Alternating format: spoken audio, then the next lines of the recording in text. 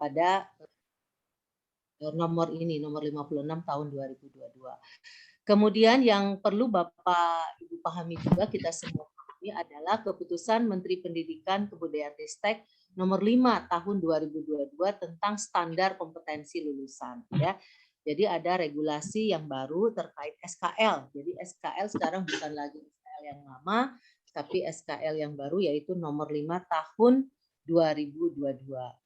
Kemudian ada lagi regulasi yang perlu juga kita pahami, yaitu regulasi terkait dengan standar isi. Ini juga sudah mengalami perubahan, ya, yaitu dengan adanya regulasi Kemendikbudristek nomor 7 tahun 2022 tentang standar isi. Jadi yang kita gunakan sekarang standar isi SKL itu sudah mengacu ke regulasi yang baru. Dan baru saja keluar kemarin itu adalah regulasi tentang standar proses, ya, yaitu Permendikbudristek RI nomor 16. Ini baru beberapa minggu yang lalu baru saja keluar, ya, tentang standar proses. Ini yang menjadi acuan kita bagaimana kita melaksanakan proses pembelajaran, ya, di kelas, ya, dan proses pengelolaannya. Nah, yang juga penting adalah ini surat edaran nomor 1919 garis miring BI garis miring B5 garis miring 67.01.03 tahun 2022 tentang implementasi kurikulum Merdeka. Jadi kalau sekarang Bapak Ibu sekolahnya sudah mendaftar, ya, menjadi pelaksana IKM, implementasi kurikulum Merdeka, dan kemudian sudah memilih opsi, ya, apakah opsinya itu Merdeka Belajar atau Merdeka Berubah atau Merdeka Berbagi. Nah, itu dasarnya adalah surat edaran nomor 1919, ya. Nah, itu semua itu adalah regulasi-regulasi yang terkait dengan kurikulum Merdeka, ya. Ada 6 regulasi yang penting kita pahami, ya, di dalam kaitannya dengan implementasi kurikulum Merdeka yang akan mulai dilaksanakan di tahun ajaran 2022-2023 untuk kelas 7, ya, dan secara bertahap untuk SMP, ya, kelas 7, untuk SMP kelas 7, kalau untuk SMA itu di kelas 10, ya, secara bertahap terus akan dilakukan, dan harapannya di tahun ajaran 2004-2005 itu seluruh jenjang dan seluruh level akan menggunakan kurikulum Merdeka, ya.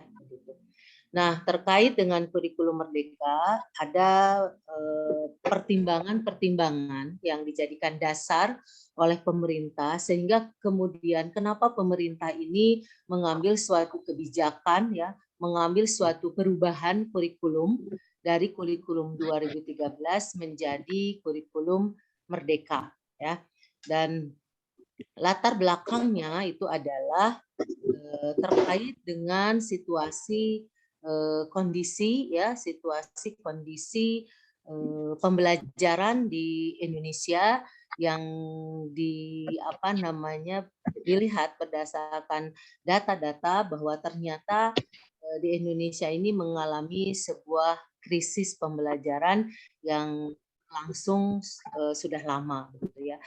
Apa dasarnya yang dijadikan dasar sehingga mendapatkan kesimpulan seperti itu terutama dilihat dari hasil tes PISA yang dilaksanakan oleh peserta didik kita terkait dengan kemampuan membaca, ya, kemampuan matematika dan kemampuan sains, ya. Bisa kita lihat dalam grafik ini bahwa perbandingan antara Indonesia dengan negara-negara OECD, ya, OECD itu ternyata memiliki skor yang sangat jauh, baik dari kemampuan membaca, ya, atau literasi, baik kemampuan matematika atau numerasi, dan kemampuan sains. Sehingga bisa dikatakan bahwa ada kesenjangan, ya, ada kesenjangan yang sangat jauh dari kemampuan peserta didik kita di dalam ketiga aspek ini ya, sangat di bawah nilai ekskornya dari negara-negara yang maju begitu ya. Nah, kemudian krisis pembelajaran ini kemudian bertambah dengan adanya pandemi ya, adanya pandemi COVID-19 ya, sehingga diperkirakan terjadinya sebuah learning loss ya, atau hilangnya pembelajaran. Sehingga ini semakin menambah tingginya tingkat kesenjangan pembelajaran baik di antar wilayah ya, antar wilayah maupun antar kualitas sekolah gitu ya. Nah, ketika pandemi terjadi ya, pemerintah mengeluarkan kurikulum dalam kondisi khusus ya, atau yang disebut dengan kurikulum pada masa darurat ya. Dan kemudian diharapkan kurikulum masa darurat ini akan memitigasi ya, akan memitigasi learning loss yang terjadi dalam pembelajaran di Indonesia. Dan pada saat itu sekolah dipersilakan untuk memilih apakah akan tetap memakai kurikulum 2013 atau menggunakan kurikulum darurat ya. Ciri khas dari kurikulum darurat ini adalah materi-materi yang dipilih adalah materi-materi yang esensial ya, sehingga pada saat itu pemerintah mengeluarkan kompetensi inti dan kompetensi dasar darurat begitu ya. Kita bisa melihat bahwa adanya pengurangan beberapa KD dalam setiap ya. Walaupun tidak semua, ternyata tidak semua sekolah memilih untuk menggunakan kurikulum darurat ya. Jadi persentasenya masih banyak sekolah yang menggunakan kurikulum 2013 tapi tidak menggunakan kurikulum pada masa darurat ya, atau pada masa kondisi khusus. Kemudian dari hasil dari hasil mitigasi yang dilakukan oleh pemerintah terkait dengan pemberlakukan kurikulum pada masa khusus atau pada kondisi khusus atau pada masa darurat, kita bisa melihat bahwa kurikulum darurat ini tadi mampu efektif memitigasi ketertinggalan pembelajaran atau learning loss pada masa COVID-19. Ini terbukti dari hasil belajar ya pada masa COVID antara sekolah-sekolah yang ya menggunakan kurikulum 2013 dibandingkan dengan sekolah-sekolah yang menggunakan kurikulum darurat. Di sana bisa terlihat bahwa terjadi penurunan learning loss untuk sekolah-sekolah yang menggunakan kurikulum darurat ya.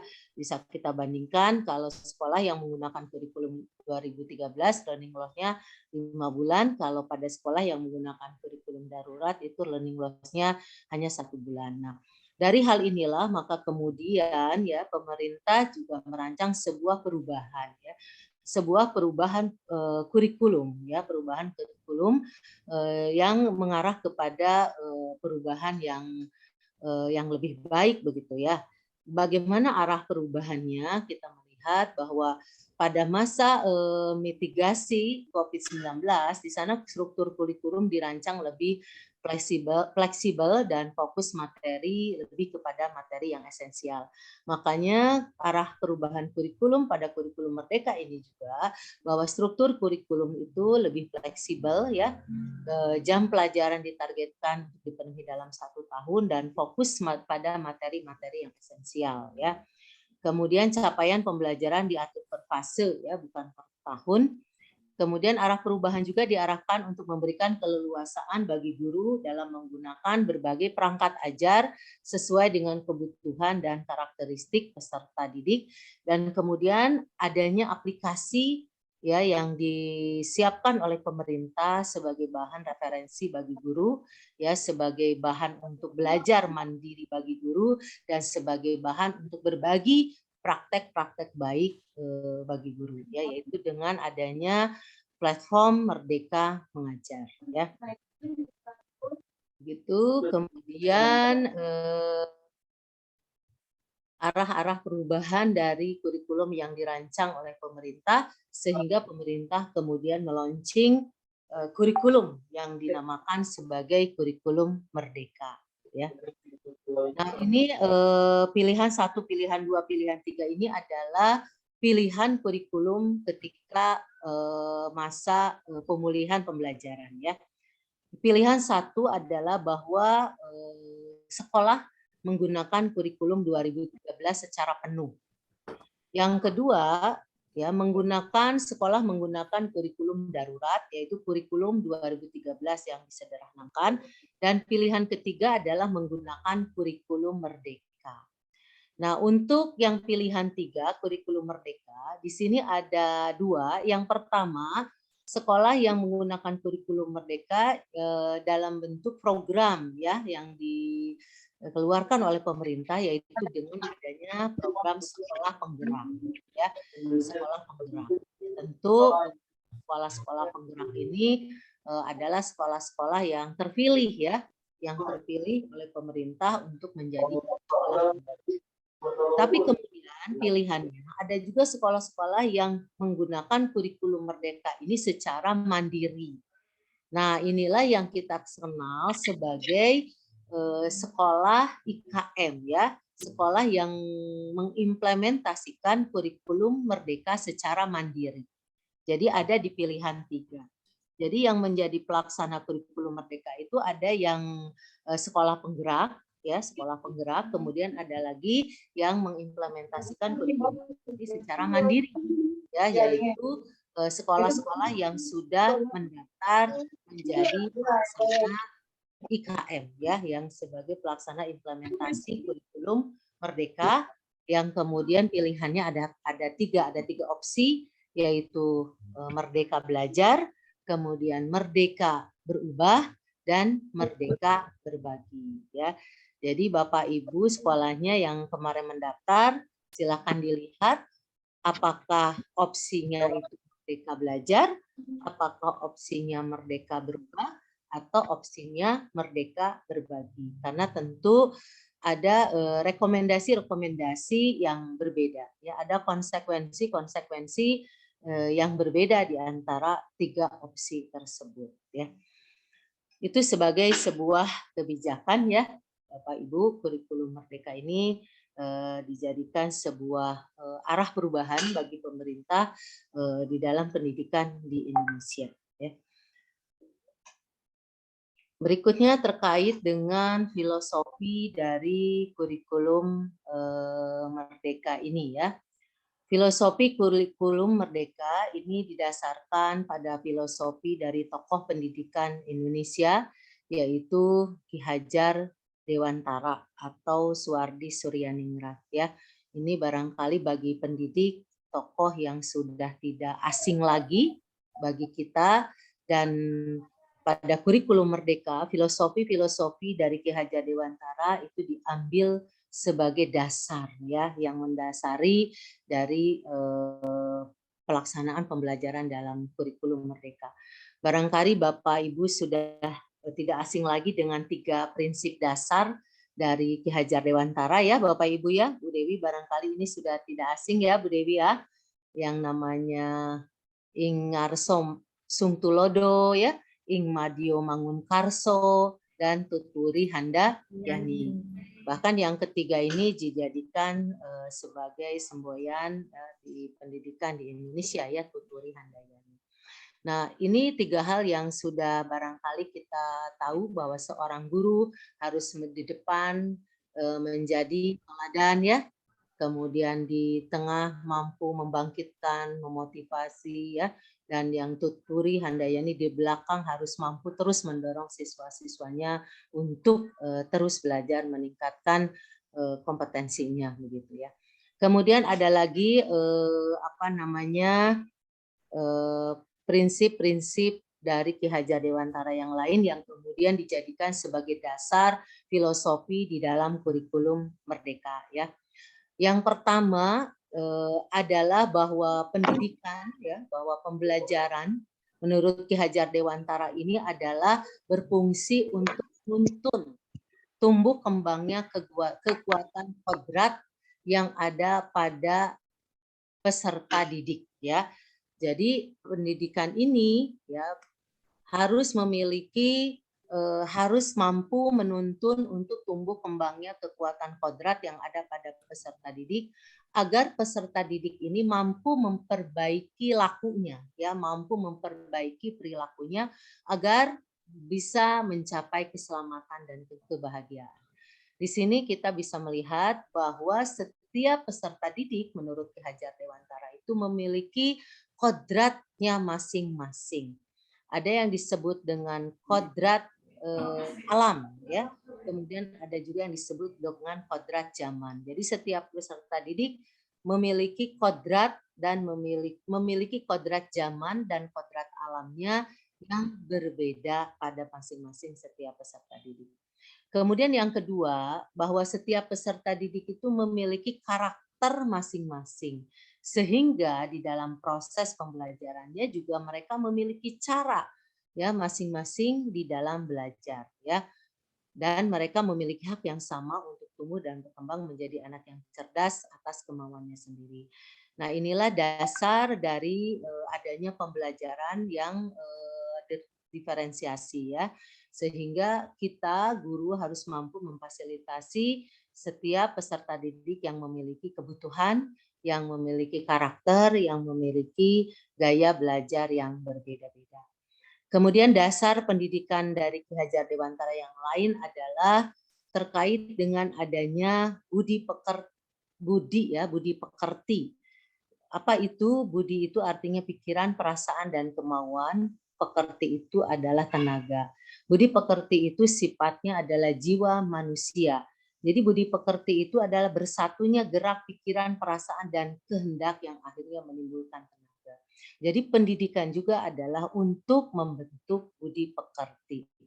Kemudian dasar yang keempat adalah bermain. Jadi menurut Ki Hajar Dewantara bahwa pembelajaran yang akan baik bagi peserta didik adalah pembelajaran yang menyenangkan ya, atau joyful learning ya. Jadi belajar dengan menyenangkan. Karena itu guru harus bisa menciptakan situasi pembelajaran yang menyenangkan sehingga barangkali siswa tidak merasa bahwa dia sedang belajar, tapi merasa bahwa mereka ini sedang bermain begitu ya. Dan prinsip ini sebenarnya dilihat dari segi psikologi ini memang sangat tepat ya. Karena menurut teori psikologi bahwa otak kita itu akan mudah menerima berbagai macam materi seandainya otak kita ini relax ya, senang, tidak tegang, tidak stres gitu ya. Jadi ini sangat relevan sekali. Dan kemudian yang kelima bahwa pembelajaran itu harus berpusat pada peserta didik ya, bahwa guru dan peserta didik itu harus bersama-sama berkolaborasi untuk menggali dan mengembangkan potensi peserta didik. Jadi guru ini fasilitator ya, fasilitator bagi peserta didiknya bagaimana agar peserta didiknya ini potensinya itu berkembang dengan baik Bapak Ibu ya.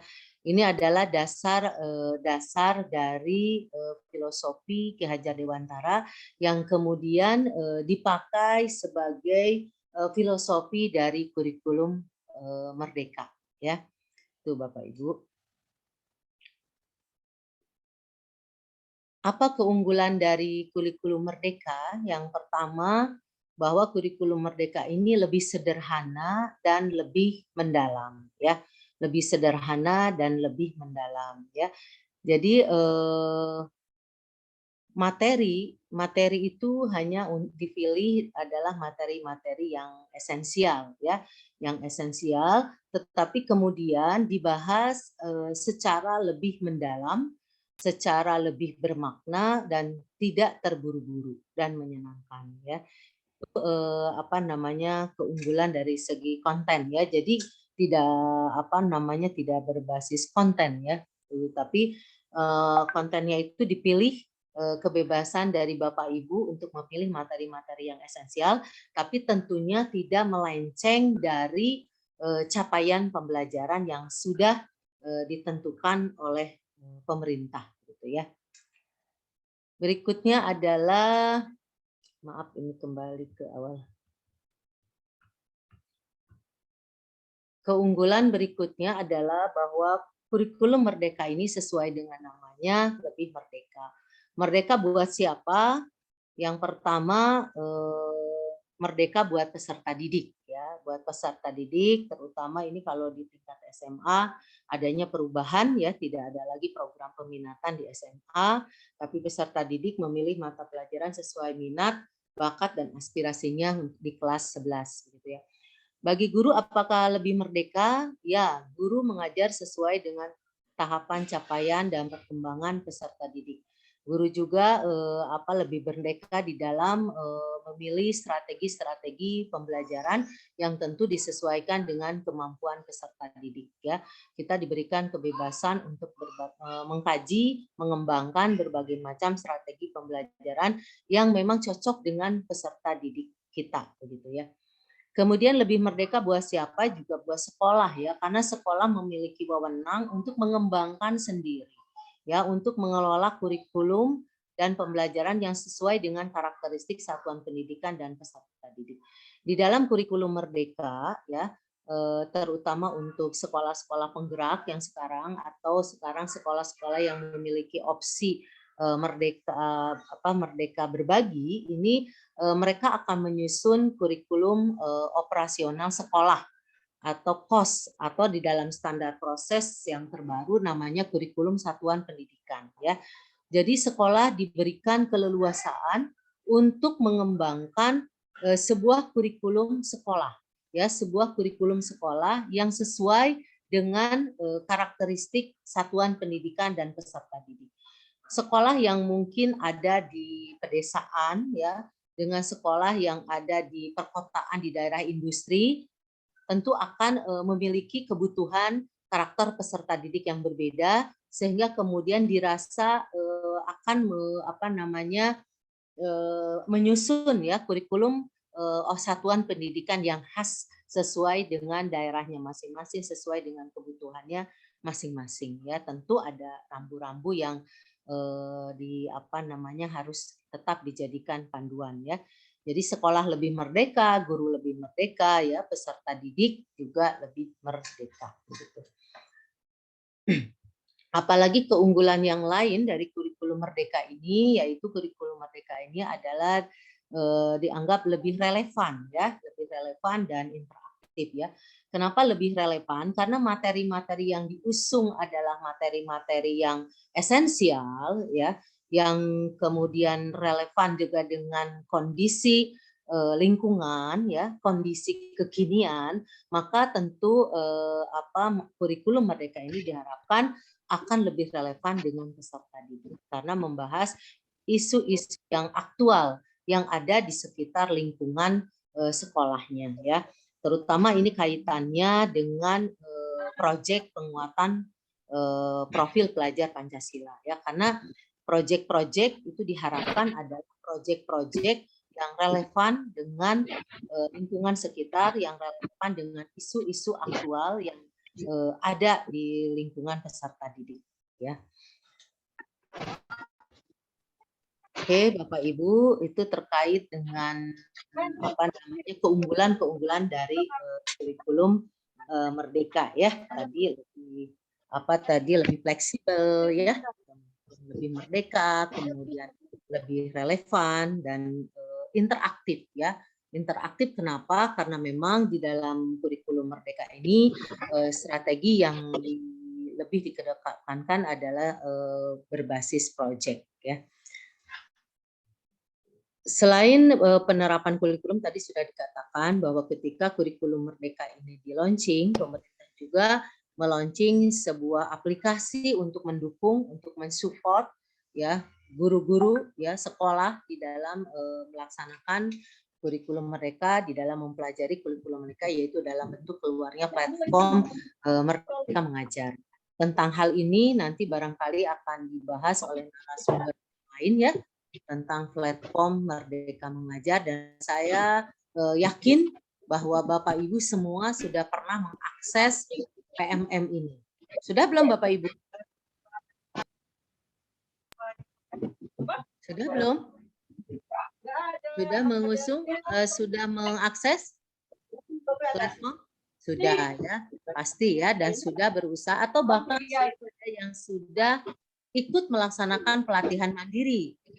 Ya, pelatihan. Jadi bagi Bapak Ibu yang sekolahnya tidak mendaftar ya untuk menjadi pelaksana IKM di 2002-2003, jangan berkecil hati Bapak Ibu. Bapak Ibu tetap dapat meningkatkan kompetensi Bapak Ibu, yaitu melalui platform Merdeka Mengajar. Bapak Ibu jangan takut ketinggalan oleh sekolah-sekolah yang sudah mendaftar IKM.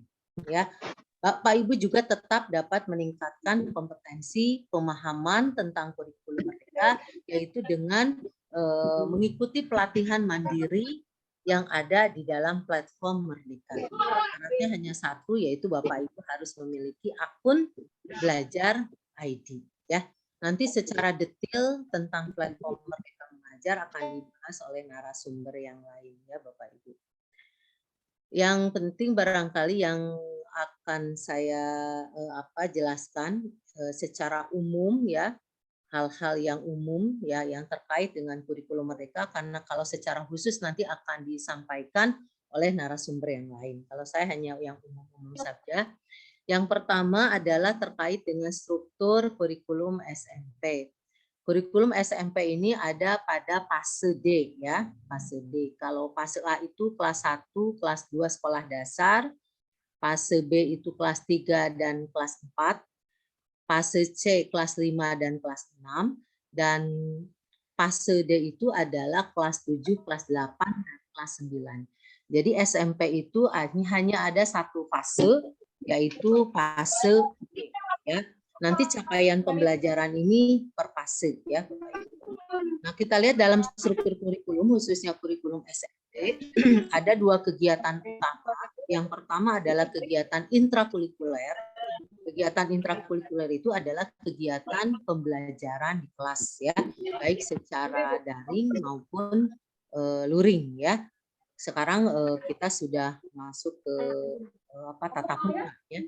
Yang kedua ada juga kegiatan yang dinamakan dengan proyek penguatan profil pelajar Pancasila. Jadi jumlah jamnya itu, jumlah jam pelajaran di SMP itu dialokasikan 20-30% itu untuk kegiatan proyek penguatan profil pelajar Pancasila. Ya, diambil 20 kurang lebih sampai 30% untuk kegiatan proyek ya, kegiatan proyek. Juga selain tentunya tetap ada kegiatan ekstrakurikuler ya. Ada yang baru juga yaitu masuknya mata pelajaran informatika. Di 2013 kemarin sempat hilang. Tapi kemudian sekarang ada lagi informatika ya. Berikutnya barangkali yang akan saya bahas ini tentang capaian pembelajaran ya. Barangkali juga ini bukan istilah yang baru ya. Sudah mendengar, saya yakin Bapak Ibu tentang capaian pembelajaran. Bahkan ini sudah banyak diskusi-diskusi tentang capaian pembelajaran ya, bahwa yang barangkali yang dikenal oleh Bapak Ibu di kurikulum Merdeka ini tidak ada istilah KI dan KD. Tidak ada istilah kompetensi inti dan kompetensi dasar. Yang ada adalah capaian pembelajaran ya. Ada samanya gitu, ada bedanya antara KIKD dan capaian pembelajaran. Apa samanya? Samanya adalah kedua-duanya, KIKD dan capaian pembelajaran ini adalah dua-duanya ini adalah sebuah hasil yang diharapkan dari peserta didik kita setelah peserta didik kita mengalami sebuah proses pembelajaran di dalam satuan pendidikan ya. Itu sama-sama hasil yang kita inginkan gitu ya. Hanya ada bedanya. Kita lihat kalau KIKD ya, KIKD dalam KIKD itu kan dipisah. Ada KD pengetahuan, ada KD keterampilan gitu ya, dan kemudian untuk sikapnya ada terpisah sendiri gitu ya. Nah, di dalam capaian pembelajaran ini apa namanya terintegrasi ya antara pengetahuan dan keterampilannya semua ada di sini gitu ya. Itu bedanya. Kemudian kalau KIKD kemarin per apa namanya per jenjang ya, jelas per jenjang, kemudian per levelnya ada kelas 7 beda dengan kelas 8 beda dengan begitu. Kalau capaian pembelajaran ini dia per fase perbedaannya ya, per fase. Jadi capaian pembelajaran untuk fase A, fase B, fase C, fase D itu berbeda ya, walaupun misalkan mata pelajarannya sama ya, sama-sama matematik misalkan, tapi kemudian capaian pembelajarannya dibedakannya per fase. Fase A capaian pembelajarannya ya narasinya, nanti fase B, fase C dan seterusnya itu berbeda ya. Jadi pegangan kita kalau di kurikulum Merdeka ketika akan melakukan sebuah proses pembelajaran tentu saja adalah harus melihat capaian pembelajarannya ya. Setiap guru mata pelajaran harus melihat apa capaian pembelajaran dari mata pelajaran saya pada fasenya gitu ya. Kalau di SMP berarti fase D ya, untuk IPS misalkan apa capaian pembelajaran di mata pelajaran IPS untuk fase D. Ya, demikian juga untuk untuk mata pelajaran IPA, matematik dan seterusnya itu kita harus tahu dan paham ya. Karena itu pengetahuan ya apa terkait dengan capaian pembelajaran, pemahaman terkait dengan capaian pembelajaran ini menjadi sebuah prasyarat bagi guru ya untuk memahami lebih jauh dari kurikulum Merdeka ya. Karena ini yang kita pegang ya, peserta didik kita ini hasilnya nanti setelah pembelajaran harus bisa apa, harus mampu apa, ya harus memiliki pengetahuan apa, harus terampil apa, ini adanya di capaian pembelajaran. Dan capaian pembelajaran ini sifatnya adalah given ya Bapak Ibu. Jadi sudah ada capaian pembelajarannya sudah ada, Bapak Ibu tinggal halo? Ya, halo punten Ibu Yoyo, punten. Ya. Apakah bisa ini ada yang raise hand ya dari Bu Teti? Sebentar kita bereskan dulu ya. Oh ya, oke. Nanti lebih mohon sabar ya Bu Teti ya. Ya. Silakan dilanjut Bu Yoyo. Disimpan dulu ya.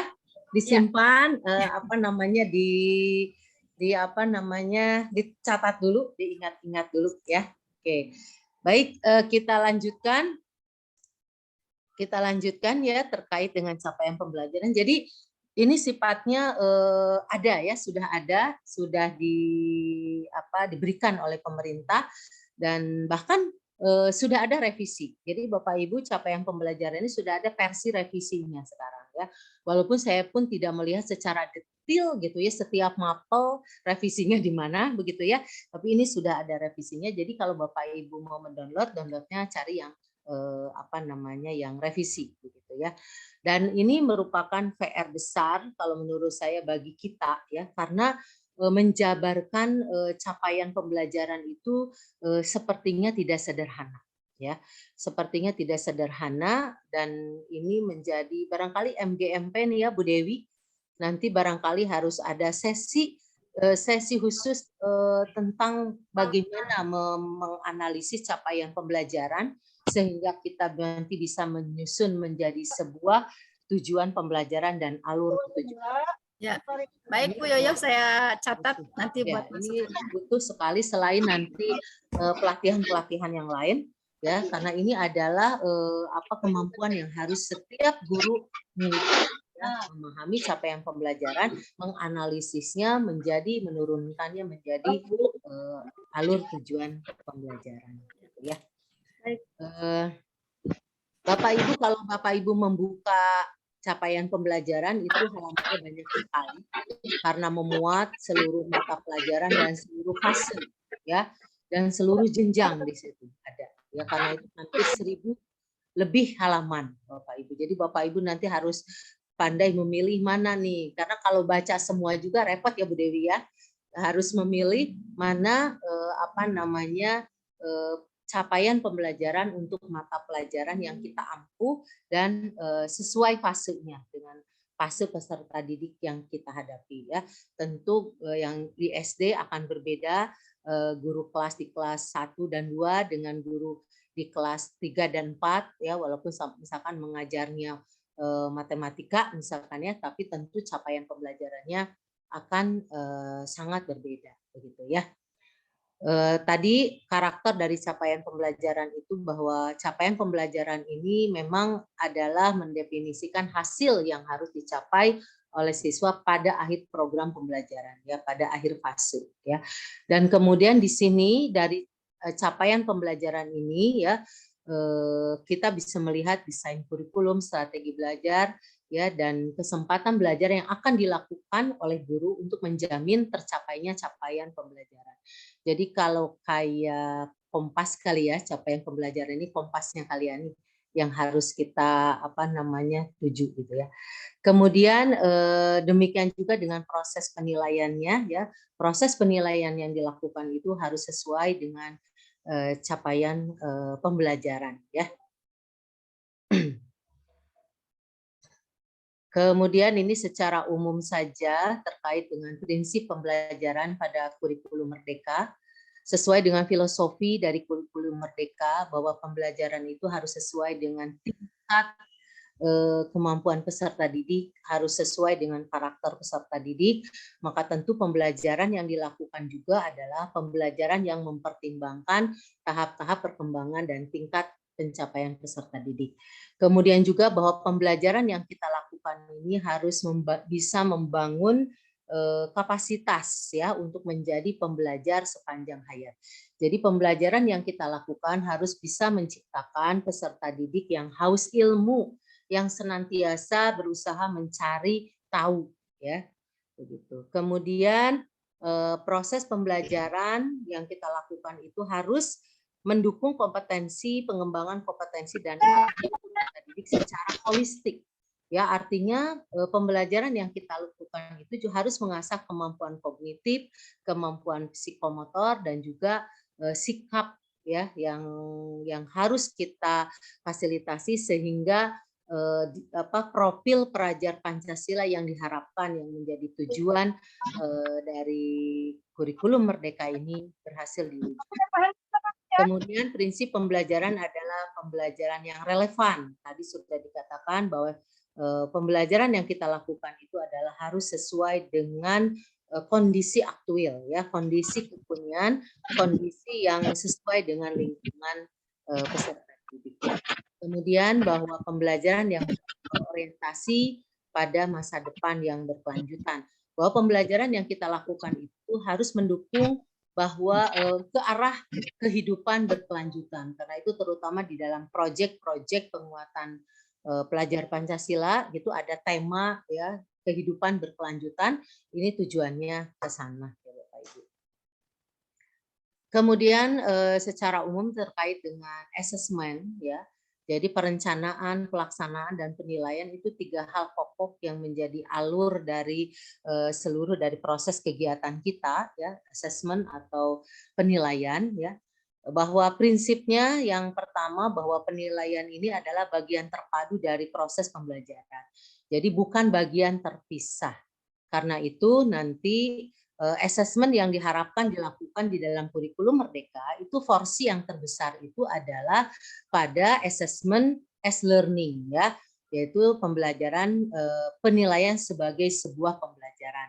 Dan porsi assessment of learning itu adalah porsi yang kecil ya, itu assessment of learning, assessment untuk mendapatkan hasil ya nilai itu porsinya lebih kecil, yang lebih besar itu lebih kepada assessment as learning ya. Karena assessment ini adalah bagian terpadu dari proses pembelajaran, bukan bagian dari yang terpisah dari pembelajaran. Kemudian bahwa assessment yang kita lakukan itu harus memberikan keleluasaan bagi kita untuk menentukan teknik dan waktu pelaksanaan agar efektif. Kemudian adil, proporsional, valid, ya, kemudian sederhana, informatif, dan sebagai bahan refleksi pembelajaran. Nah, ini poin 5 ini terkait langsung dengan assessment as learning dan assessment for learning, ya, Bapak Ibu. Ini secara umum, nanti barangkali secara detail itu akan dibahas tentang asesmen ini oleh Pak Darno ya besok ya. Kemudian yang khas dari kurikulum Merdeka adanya sebuah project ya. Adanya project yaitu project penguatan profil pelajar Pancasila. Hanya di sini yang perlu digarisbawahi Bapak Ibu tentang proyek penguatan pelajar Pancasila, jangan tumpang tindih dengan kegiatan proyek yang dilakukan sebagai sebuah model atau strategi dalam kegiatan pembelajaran pada setiap mapel. Ya, jangan berbeda, jangan rancu ya. Selama ini setiap mapel ya, saya lihat IPA itu sering sekali menggunakan model pembelajaran berbasis proyek.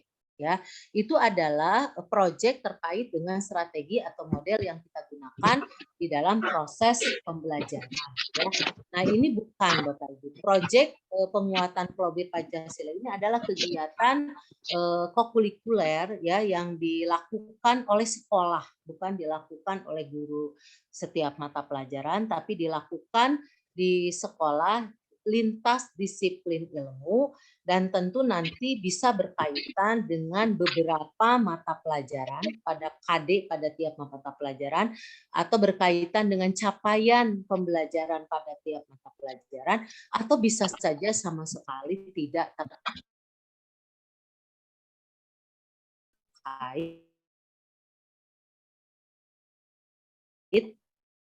maupun di Merdeka ya adanya proyek penguatan pelajaran Pancasila yang lebih kebutuhannya itu ada peserta didik memiliki profil pelajar Pancasila yang ada 6 divisi ya.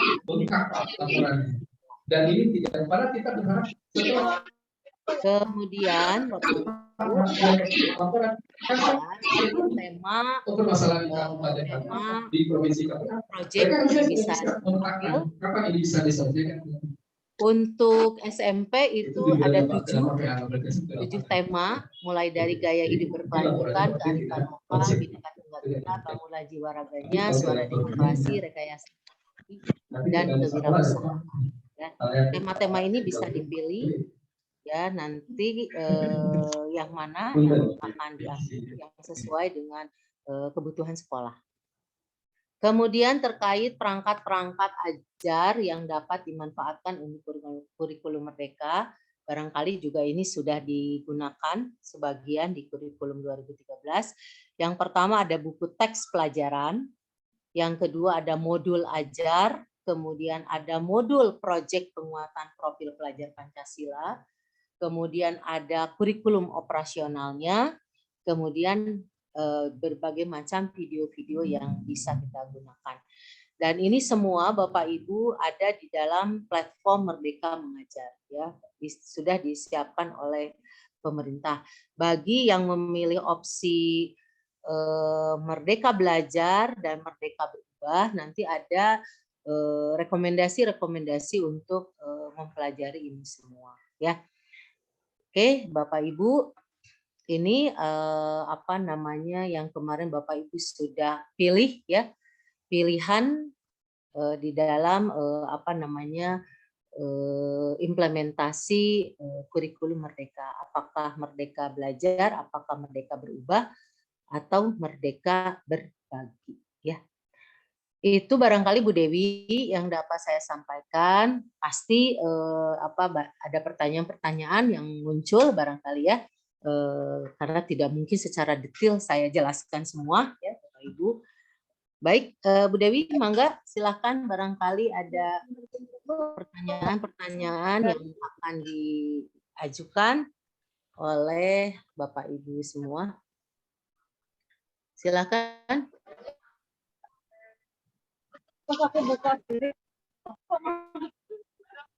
Halo. Ini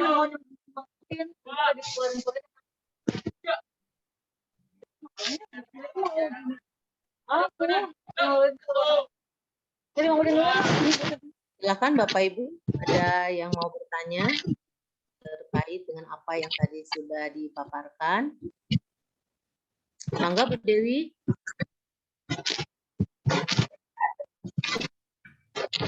Terima Silakan. kasih Ibu Yoyo ya, terima kasih. Oh ya. Baik, mohon maaf Bapak Ibu, tadi saya sempat 2 kali terpental karena ternyata di Sentul itu lagi gelap ya di Babakan Mada. Jadi tadi saya sempat terpental dan alhamdulillah bisa bergabung kembali. Baik Bapak Ibu yang saya hormati, mungkin ada beberapa yang mau ditanyakan, silakan. Tadi Ibu Teti ya sempat raise hand. Adakah Bu Teti? Bu Teti Hernawati ya? Kalau tidak salah ya tadi Bu Teti Hernawati ya. Bu Teti, silakan. Ataukah mungkin Bapak Ibu ada yang kita sambil menunggu Bu Teti ya?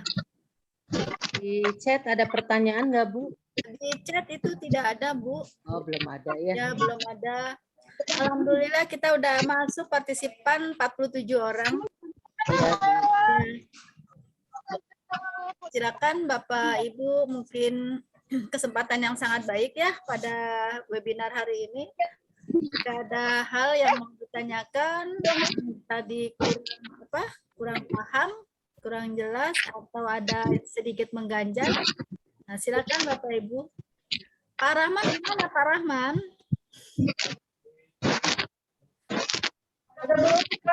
Ada yang mau ditanyakan Pak Rahman?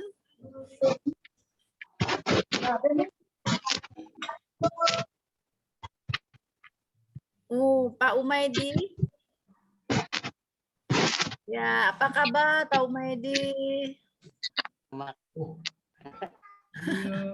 Belum ada. Ya, belum ada. Yang lainnya sepertinya belum ada ini Bu Yoyo. Tadi Bu Teti sempat raise hand, mungkin tidak dengar lagi kali ya. Bu Teti masih standby, Bu Teti? Sudah tidak. Bu Dewi barangkali ada yang perlu saya tambahkan ya Bu Dewi. Ya, silakan Ibu. Bagi Bapak Ibu yang sudah mengakses platform Merdeka Mengajar ya. Jadi di sana banyak sekali fitur yang bisa dimanfaatkan. Nah, terkait dengan buku-buku panduan, di situ banyak sekali Bapak Ibu bisa mendownload banyak hal. Tapi yang perlu jadi catatan bahwa yang tersedia di sana juga sifatnya masih terus dikembangkan ya, Bu Dewi ya. Jadi seperti mungkin panduan-panduan yang tersedia di sana itu sangat terbuka untuk ada revisi-revisi dari Kemendikbud ya.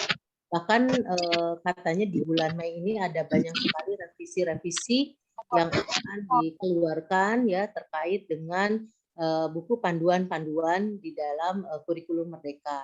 Seperti misalkan panduan dalam pembelajaran ya, panduan dalam asesmen ya. Jadi memang itu terus dikembangkan ya, terus diupdate begitu ya. Jadi Bapak Ibu jangan misalkan udah satu kali melihat mendownload sudah saja begitu ya, buka-buka lagi begitu ya. Jadi sebaiknya tetap dibuka, dilihat lagi karena memang itu ada dimungkinkan update dari kementerian ya terkait dengan kurikulum Merdeka. Seperti misalkan buku panduan pembelajaran asesmen ya itu keluar sebelum standar proses terbaru keluar gitu kan. Sehingga kemudian tentu harus ada penyesuaian buku panduan ya setelah keluarnya standar proses yang baru minggu kemarin keluar. Ya tentu harus ada penyesuaian dari buku panduan-panduan yang sesuai dengan standar proses yang baru. Jadi Bapak Ibu jangan membuka, mendownload ya sudah saja ya, tapi harus dibuka-buka lagi ya untuk melihat informasi-informasi terupdate ya panduan yang launching yang dikeluarkan oleh pemerintah ya.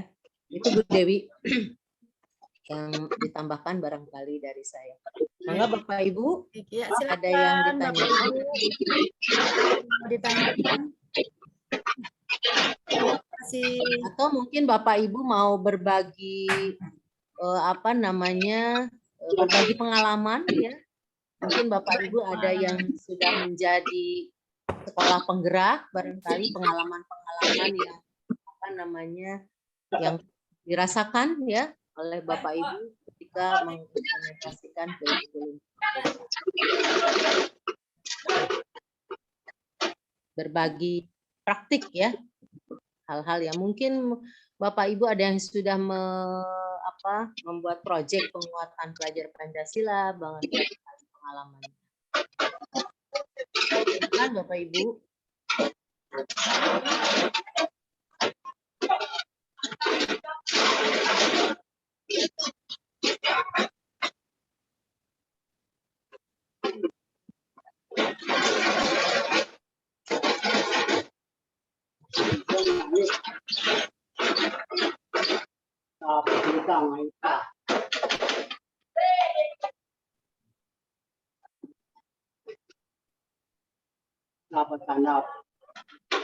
Bu Daryati, Ibu Daryati dari mana Bu? SMP mana? Bu Daryati masih di itu mikrofonnya. Oh ya.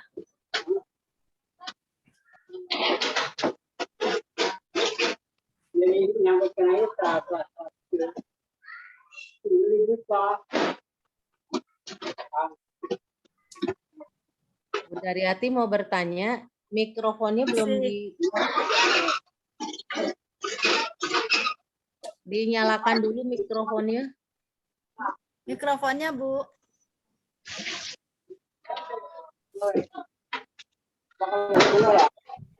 Punten belum bertanya dulu, masih mendengarkan Bu Rati. Bener. Tadi telat habis home visit dulu. Bu Neng udah pulang tuh, Vinyo udah nggak ada. Ya, punten ya saya menyimak aja dulu ya. Nah ini ada Bu Anissa Hafitasari, SMP IT NFBS. Mana nih Bu? Panjangan apa NFBS Bogor? Iya Ibu, Nurul Fikri Boarding School Bogor Ibu. Oh iya. Sekolahnya sudah menjadi sekolah penggerak? Nah ini coba Bu Anissa. Kalau sekolah kita itu belum jadi sekolah penggerak, tapi alhamdulillah ada satu guru yang sudah menjadi guru penggerak ya di angkatan 4. Jadi kita sering belajar dari beliau gitu Bu. Ada berapa Bu guru penggeraknya Bu? Untuk angkatan 4 kemarin baru ada satu guru Bu. Oh, angkatan 4. Kemudian buat angkatan berikutnya belum ada. Ada yang baru ini ya, angkatan 7 ya? Ya, angkatan 7 ini teman rekan saya ada yang mengikuti, cuman untuk informasi kelanjutannya saya belum dapat lagi. Semoga sih ada yang lolos. Oh ya, amin gitu. Bu Yoyo. Ya. Ini begini ya, andai kata misalnya sekolah dia masih belum mengikuti untuk yang kurikulum merdeka ya, artinya masih state poin yang pertama, pilihan yang pertama itu. Jadi kurikulum 2013, tetapi dia mengikuti kurikulum merdeka begitu. Nah ini kira-kira gambaran dari Bu Yoyo ya, andai kata ada sekolah yang memilih seperti ini, untuk kemajuannya tadi apa yang sudah disampaikan oleh Bu Susi, memang kalau kita tidak mengikuti perkembangan, tidak memiliki pilihan yang kedua dan ketiga, pilihan yang pertama itu tadi dikatakan bahwa kita akan ketinggalan ya. Ketinggalan informasi terkait dengan kurikulum. Baik Bu Dewi, begini ya. Jadi untuk sekolah untuk kurikulum merdeka kan pemerintah ada dua kebijakan ya. Yang pertama adalah sekolah-sekolah yang menggunakan kurikulum merdeka yang merupakan bagian dari program pemerintah, yaitu dalam bentuk sekolah penggerak ya. Kalau sekolah penggerak kan dia memang program sekolah penggerak yang dirancang oleh pemerintah dan sekolahnya dipilih oleh pemerintah menjadi sekolah penggerak yang tentu mereka juga mendapatkan keuntungan-keuntungan ya, keuntungan secara finansial juga, mereka mendapatkan bonus kinerja begitu ya. Tetapi kemudian pemerintah kan untuk lebih lebih banyak lagi sekolah yang menggunakan kurikulum merdeka, maka kemudian pemerintah juga mengadakan sebuah pilihan, yaitu menggunakan kurikulum merdeka secara mandiri. Ya, karena kalau semua jadi sekolah penggerak, barangkali anggarannya sangat besar sekali ya yang harus dikeluarkan oleh pemerintah, sehingga pemerintah kemudian mendorong sekolah-sekolah untuk melaksanakan kurikulum merdeka ini secara mandiri gitu ya. Dan kemudian pemerintah mengeluarkan surat edaran tadi yang 19 itu ya, yang 1919 tentang implementasi kurikulum merdeka, di mana pemerintah kemudian memberikan mengajak sekolah-sekolah ya untuk mendaftar ya, dan tidak diseleksi begitu kan. Jadi kalau sekolah penggerak itu diseleksi gitu ya, tapi kalau sekolah yang menerapkan kurikulum secara merdeka secara mandiri ini tidak diseleksi. Sekolah hanya mendaftar saja melalui Kemdikbud ya, secara melalui link begitu kan. Nanti mendaftar, kemudian nanti sekolah itu akan mengisi survei ya, survei tentang kesiapan sekolah, dan kemudian nanti ada rekomendasi dari sekolah apakah nanti akan direkomendasikan untuk mandiri belajar, mandiri berubah, atau mandiri berbagi begitu ya. Dan kemudian nanti sekolah memutuskan apakah akan mengikuti rekomendasi yang diberikan atau tidak. Tapi umumnya sih sekolah-sekolah mengikuti rekomendasi yang diberikan gitu ya. Dan memang pengalaman saya kemarin ketika mendorong sekolah-sekolah untuk menjadi pelaksana IKM ini agak sulit Bu Dewi ya. Jadi kebanyakan sekolah-sekolah ini tidak percaya diri untuk menjadi pelaksana IKM. Ya, karena kalau menjadi pelaksana IKM harus begini, harus begitu. Jadi bebannya mungkin terlalu berat bagi sekolah begitu ya. Sehingga banyak yang kemudian tidak sama sekali mendaftar.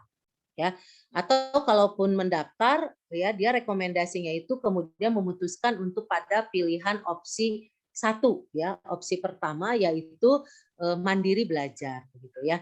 Nah, apakah nanti sekolah guru-gurunya akan tertinggal gitu ya dengan tidak menjadi pelaksana IKM gitu ya.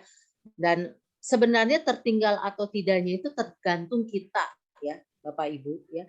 Kalau misalkan ketika sekolah yang menjadi pelaksana IKM, kalau mereka kan dipaksa begitu ya, nanti dipaksa baik mandiri belajar, mandiri berubah, dan mandiri berbagi, mereka kemudian memang menjadi pelaksana, dan nanti ada hal-hal yang harus dilakukan ya.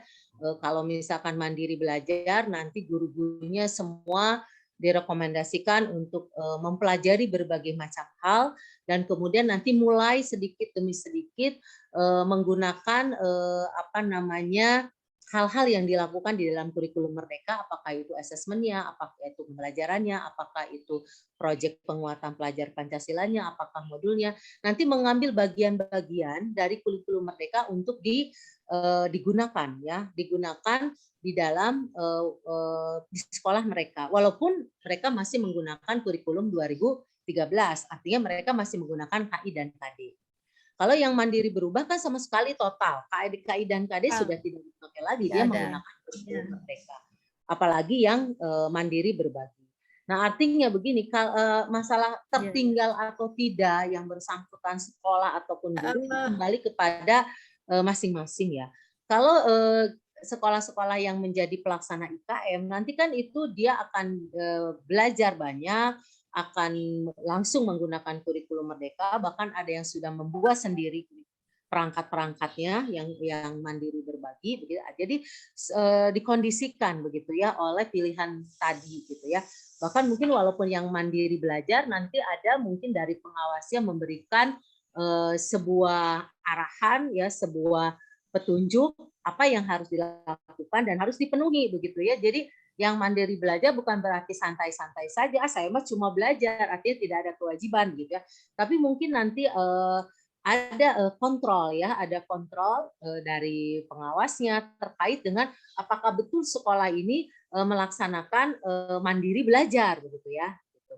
Tapi paling tidak kan yang 3 itu pasti ada treatment ya dari pengawasnya dan juga dari dinas dan juga secara kurikulum memang mereka dipaksa untuk menjadi pelaksana itu.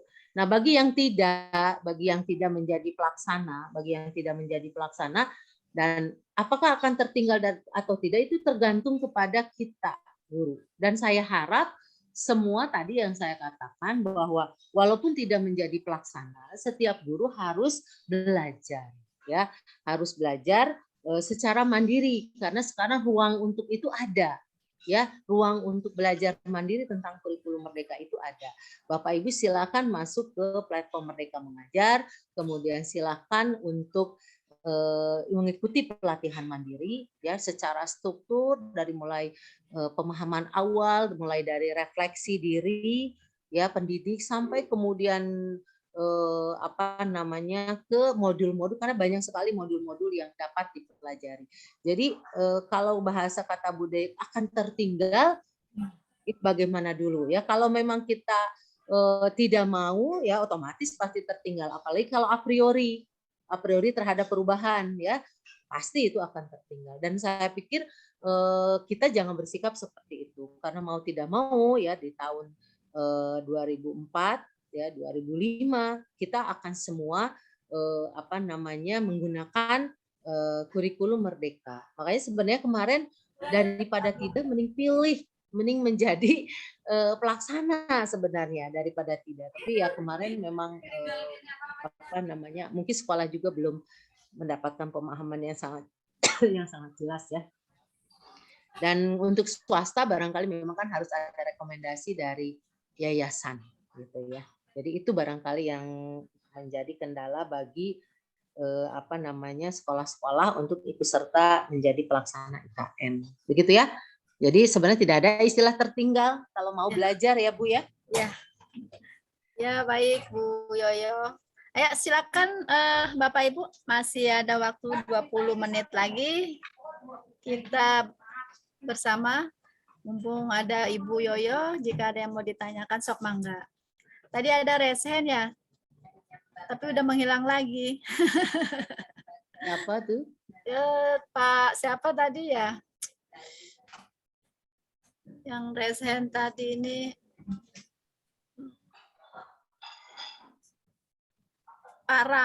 Ini Pak Rahman. Bukan Pak Rahman ya. Tadi kalau enggak salah Pak Arif ya, Pak Arif Dwi Handoyo.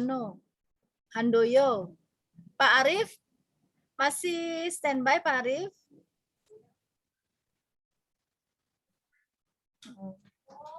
Tadi Pak Arif sempat raise hand.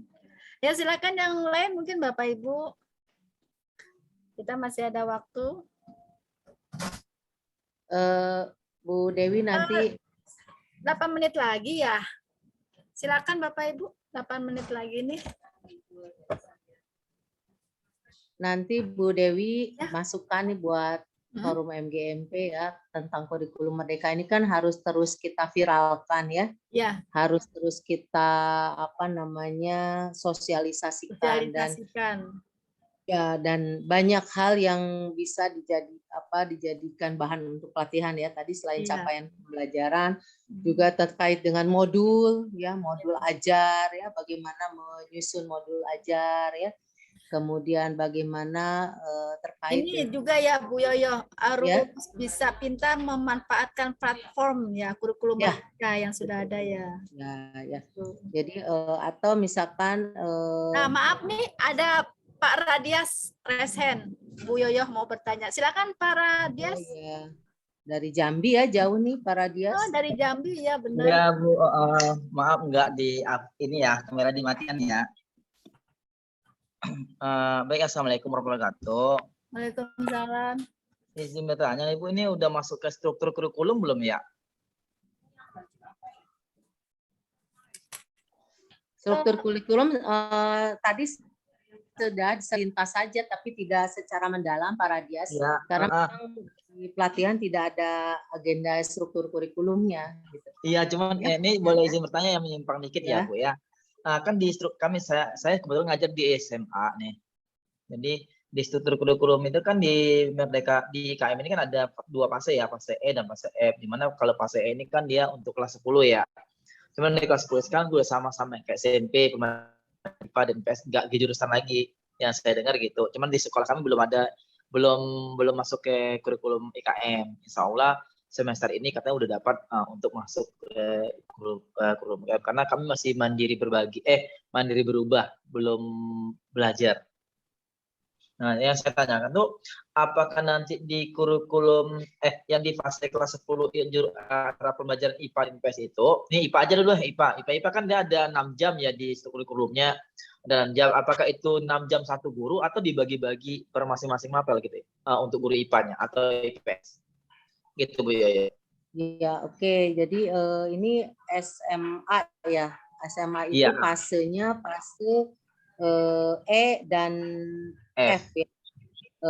Kalau saya kan terus terang saya dari pengawas SMP ya, jadi memang secara detail tentang perubahan-perubahan dari di kurikulum Merdeka untuk tingkat SMA atau SMK, memang saya perlu lebih jauh melihatnya ya Bapak Ibu. Hanya kan di dalam perubahan yang signifikan itu di kurikulum Merdeka ini terkait SMA itu adalah hilangnya peminatan ya Pak siapa nih Pak Radias ya. Ya. Tidak ada lagi peminatan, kan awalnya peminatan itu sudah mulai di kelas 10 ya. Iya, awalnya yang K13 ya. Nah, jadi untuk di kurikulum Merdeka itu tidak ada lagi peminatan di kelas, tidak lagi peminatan ya, bahkan sama sekali tidak ada peminatan. Yang ada hanyalah nanti di kelas 10. Kalau awalnya kan di kelas 9 sudah ada peminatan, di kelas 10 sudah ada peminatan, 10, ya, tapi sekarang peminatan dihilangkan. Nanti di kelas 11 ya peserta didik dipersilakan untuk memilih mata pelajaran sesuai dengan minatnya ya. Misalkan dia minatnya di IPA, nanti yang akan diambil selain mata pelajaran yang umum ya, tapi juga khusus nanti IPA-nya, apakah nanti IPA-nya ke arah biologi, apakah ke arah fisika, begitu ya. Kemudian yang IPS juga yang misalkan dia lebih berminat ke IPS ya, tentu yang diambil adalah mata pelajaran yang sesuai dengan minatnya. Nah, apakah seluruh yang IPS, yang ekonomi, geografi, sosiologi, apakah nanti khusus ke mata pelajaran yang tertentu aja di antara 3 itu. Nah, itu perlu kita lihat lebih lanjut ya di struktur yang SMA-nya ya Pak Radit ya. Yang pasti peminatan itu hilang. Peminatan itu hilang sehingga nanti di kelas 11 siswa diarahkan nanti bisa memilih mata pelajaran terkait dengan mata pelajaran yang menjadi minat yang sesuai dengan bakat minatnya, dan ini cenderung diarahkannya nanti orientasinya untuk nanti ke jenjang perguruan tinggi gitu ya. Karena itu nih peran guru BK ya, peran guru BK sangat penting di dalam mengarahkan peserta didiknya untuk memilih mata pelajaran yang sesuai dengan bakat minat peserta didik. Jadi mata pelajaran nanti yang dipilih di kelas 11 itu adalah mata pelajaran yang memang sesuai dengan minat, bakat, dan kemampuan ya, bukan sesuai dengan keinginan. Karena banyak juga saya pengennya pelajaran ini karena nanti saya kuliahnya harus di sini, tapi tentu harus disesuaikan dengan tadi ya bakat minat. Jadi peran guru BK sangat penting di dalam mengarahkan peserta didiknya terutama di kelas 11. Karena jangan sampai nanti di kelas 12 terjadi perubahan. Kalau terjadi perubahan nanti dia ketertinggalan materi selama 1 tahun yang kelas 11-nya. Misalkan nanti dia minatnya di kelas 11 ke IPA begitu ya, di kelas 11. Nanti kelas 12 tiba-tiba dia ingin berubah ke kelas IPS. Nah, otomatis walaupun dibolehkan tapi itu akan sangat menyulitkan peserta didik karena dia harus mengejar yang 1 tahun pelajaran untuk IPS-nya, untuk mata pelajaran yang ilmu sosialnya. Karena itu diharapkan di kelas 11 itu dia sudah pilihannya sudah ajeg ya, tidak lagi berubah-ubah. Begitu ya, Pak Radi, sementara yang bisa saya sampaikan ini terkait dengan struktur kurikulum di SMA ya. Iya, terima kasih Bu Yoyo. Ya. Ibu Yoyo ada 2 orang nih yang mau bertanya lewat chatting. Ya, Dari silakan. Ibu Anissa. Bu Anissa Hafita Syari, SMP IT NFBS. Nah, pertanyaannya adalah, Ibu punten, kalau modul ajar dibuat sendiri oleh gurunya ya Bu? Atau ada pedomannya? Ya. Baik, untuk modul ajar, nah modul ajar ini apakah dibuat oleh guru sendiri atau tidak? Dibuat sendiri boleh, ya. Atau juga menggunakan modul ajar yang disediakan oleh pemerintah juga boleh, ya. Atau menggunakan modul yang dari pemerintah tapi kemudian disesuaikan dengan kondisi sekolah itu silahkan, ya Bu Anissa ya, Ya, untuk modul Bu ajar. Nah, Anissa. kalau yang mandiri, nah ini kita kembalikan kalau sekolah-sekolah yang sudah mendaftar IKM, nah ini kan ada mandiri belajar, ada mandiri berubah, ada mandiri berbagi. Kalau sekolah yang memilih opsi mandiri belajar, ya dia itu kan mengambil sebagian-sebagian dari kurikulum Merdeka untuk diterapkan. Mungkin dia menggunakan modul ajar. Saya masih kurikulum 13 tapi saya mau pakai modul ajar ya boleh, itu dikembangkan. Modul ajarnya bagaimana? Saya menggunakan modul ajar yang sudah ada contohnya, yang sudah ada contoh di platform Merdeka Mengajar, silahkan. Ya, kalau itu juga sama dengan mandiri berubah. Mandiri berubah juga dia menggunakan kurikulum Merdeka, tetapi menggunakan perangkat ajar yang sudah disiapkan oleh pemerintah yang sudah disediakan. Tapi kalau untuk yang mandiri berbagi, nah mandiri berbagi ini dia sudah mengembangkan perangkat ajarnya sendiri. Jadi modul-modul ajar pun dia sudah mengembangkan sendiri. Mungkin mengembangkannya murni dari ide gagasan sendiri, ya, yang sesuai dengan kebutuhan peserta didik, atau mengembangkan sendiri dengan memodifikasi atau mengadaptasi dari modul yang sudah ada, yang dari pemerintah, kemudian direvisi sedemikian rupa sehingga memenuhi kebutuhan strategi pembelajaran yang akan dilakukan. Ya, jadi bisa sendiri juga bisa menggunakan yang sudah ada. Pedomannya ada tidak? Tentu ada. Ya, bagaimana membuat sebuah modul, isi modul itu harus apa? Ya, tentu ada itu. Ada panduannya. Ada panduan untuk modul ajarnya. Ya, Bu Anissa ya. Baik, Bu Anissa. Sudah jelas ya, Bu ya? Ada satu nih, Bu, terakhir nih, Bu. Maaf ya, Bapak Ibu. Dari Pak Arif Dwi Handoyo. Pak Arif Dwi Handoyo. Maaf, Bu, struktur kurikulum apa bisa ditampilkan? Kalau nggak salah tadi sudah ya, Bu ya, struktur kurikulum. Sudah dibahas dari jawabannya Pak Radias ya. Bisa saya tampil, coba ya, saya share screen nanti. Ya, silakan Bu. Saya coba. Tapi singkat kita lihat.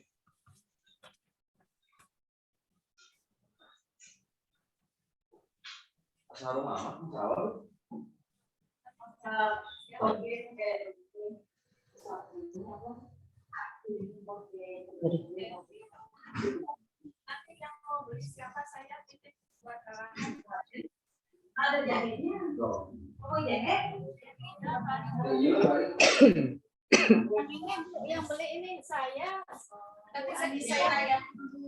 Aduh, kita lagi. Belum beres? Belum. Berapa? Kalau enggak itu Hah, maksudnya? Tadinya kan pengennya kan pada seragam kita nggak kasih. Kalau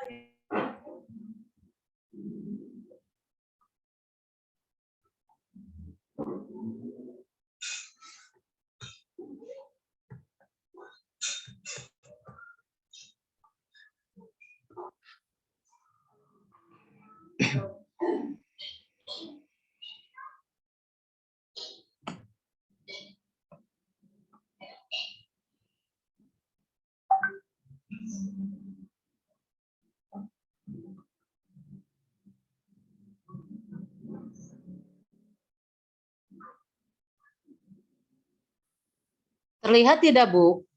Belum ya? Terlihat? Ya?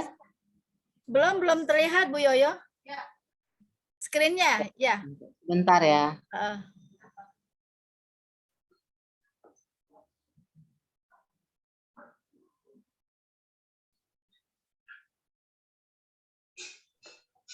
Ya, sudah terlihat screen-nya.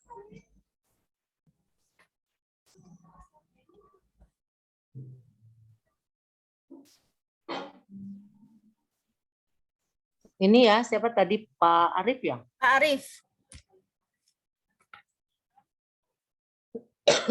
Ini untuk SMP ya. Untuk SMP, Pak Arif ini mangga bisa Bapak lihat untuk mata pelajarannya ada pendidikan agama Islam dan budi pekerti, kemudian PPKN, bahasa Indonesia, matematika, IPA, IPS, bahasa Inggris, PJOK, informatika, ya, kemudian ada pilihan minimal 1 antara seni musik, seni rupa, seni teater, seni tari, prakarya, ya, prakaryanya bisa dipilih pilihan apakah mau kerajinan, rekayasa, budidaya atau pengolahan. Kemudian ada muatan lokal.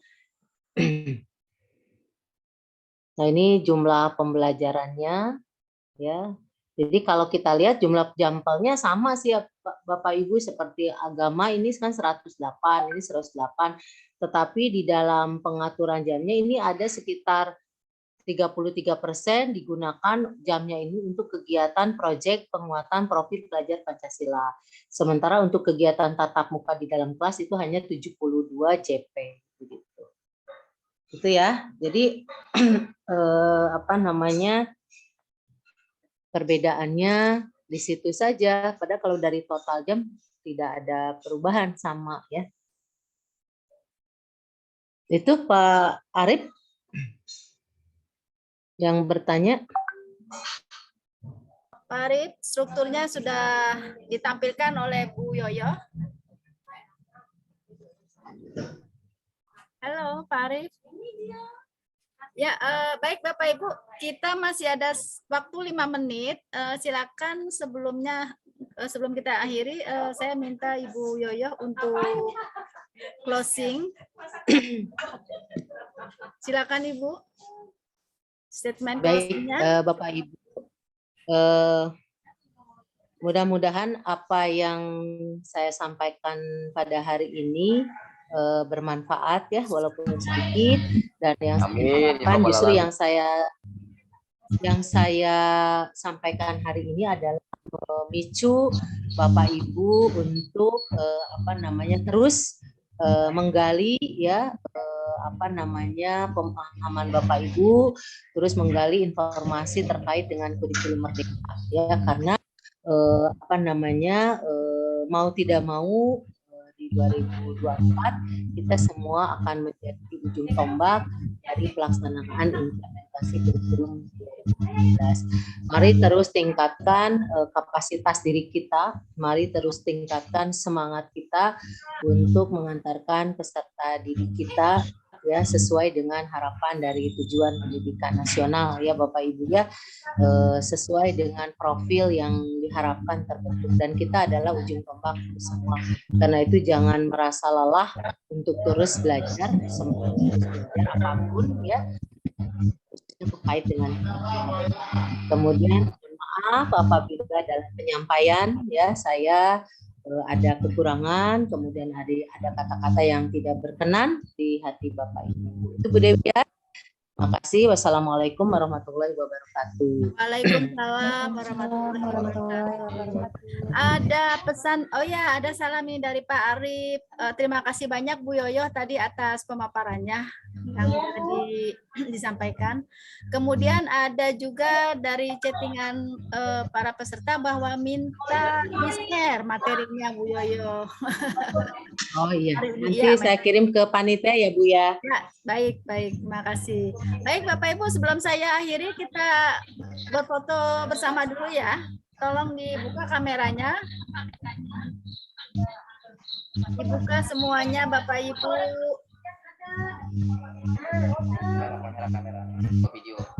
Oke. 1, 2, 3. Buat yang layar 2. Ya, yang layar 2 silakan dibuka semuanya. Dibuka semuanya.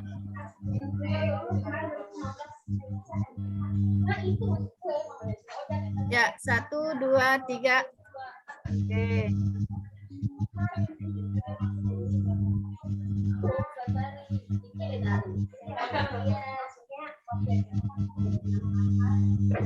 Baik, terima kasih Bapak Ibu. Pada hari ini yang masih mengikuti dari awal sampai akhir ya, dan mudah-mudahan apa yang disampaikan oleh Ibu Yoyo dapat bermanfaat dan kita dapat implementasikan di sekolah kita masing-masing, ilmu yang berguna bagi kita semua, kita bisa menerapkan kurikulum kita belajar. Dari kepengurusan FKMGMP Kabupaten Bogor, saya yang mewakilinya pada hari ini mohon maaf bila ada tutur kata atau kehilafan lisan saya, baik disengaja ataupun tidak. Kita bertemu kembali pada hari esok, di hari kedua, dengan tema yang sama, tapi topik yang berbeda. Saya akhiri sebelumnya, terima kasih sekali lagi atas partisipasinya. Wassalamualaikum warahmatullahi wabarakatuh. Waalaikumsalam warahmatullahi wabarakatuh. Terima kasih Ibu. Terima kasih Bu Yoyo. Terima kasih Bapak Ibu. Saya izin ref.